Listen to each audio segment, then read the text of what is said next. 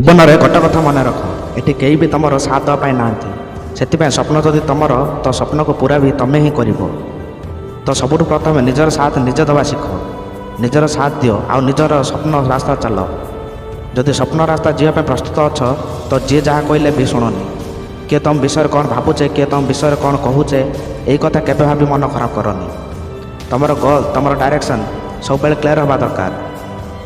ମନରେ ଗୋଟେ ଭିଜନ୍ ହେବା ଦରକାର, ସେ ଭିଜନ୍ ବିଲକୁଲ କ୍ଲିୟର ଥିବା ଦରକାର। କେଉଁ ବି ସ୍ୱପ୍ନ, କେଉଁ ବି ମଞ୍ଜିଲ ଖାଲି ଭାବିଲେ ପୁରା ହେଇନଥାଏ। ମଞ୍ଜିଲ ସେତେବେଳେ ତୁମକୁ ମିଳିବ ଯେବେ ତୁମେ ସେଇ ରାସ୍ତାରେ ଚାଲିବ। ସେ ସ୍ୱପ୍ନ ପାଇବା ପାଇଁ ରାତି ଦିନ ମେହନତ କରିବ।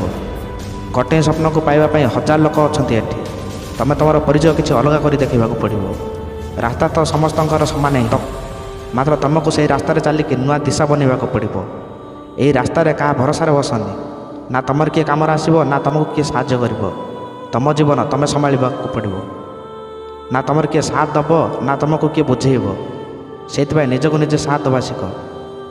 ଯେଉଁ ରାସ୍ତାରେ ତୁମେ ଚାଲୁଛ, ସେ ରାସ୍ତାରେ କେତେ ଥର ପଡ଼ୁଛ, କେତେ ତୁମକୁ କଷ୍ଟ ହେଉଛି, ଏଇ କଥା କାହାକୁ ବି ଫରକ ପଡ଼ିବନି। ଯେଉଁଦିନ ତୁମର ମଞ୍ଜିଲ ତୁମକୁ ମିଳିଯିବ, ଲୋକ ସେତେବେଳେ ତୁମ କାହାଣୀ ଶୁଣିବେ। ଏ ଦୁନିଆ ସେଇ ଲୋକକୁ ହିରୋ ମାନେ, ଯେଉଁ ହିରୋକୁ ନିଜର ସ୍ୱପ୍ନ ମିଳିସାରିଛି। ସେ ରାସ୍ତାରେ ସେ କେତେ ସଂଘର୍ଷ କରିଛି, କେତେ କଷ୍ଟ, କେତେ ଦୁଃଖକୁ ସହିଛି, ଏଇ କଥା ସେତେବେଳେ ପର୍ଯ୍ୟନ୍ତ ତାଙ୍କୁ ଫରକ ପଡ଼ିବନି, ଯେଉଁ ପର୍ଯ୍ୟନ୍ତ ସିଏ କାମୟାବ ନ ହୋଇଛି। ଏବେ ସମୟକୁ ବର୍ବାଦ କରନି। ଏବେ ନିଜକୁ ଧ୍ୟାନ ଦିଅ ଆଉ ନିଜକୁ ନିଜେ ସାଥ ଦେବା ଶିଖ। କ'ଣ ପାଇଁ ନା ସକ୍ସେସ୍ ହେବା ପାଇଁ ନିଜର ସାଥ ରହିବା ଦରକାର।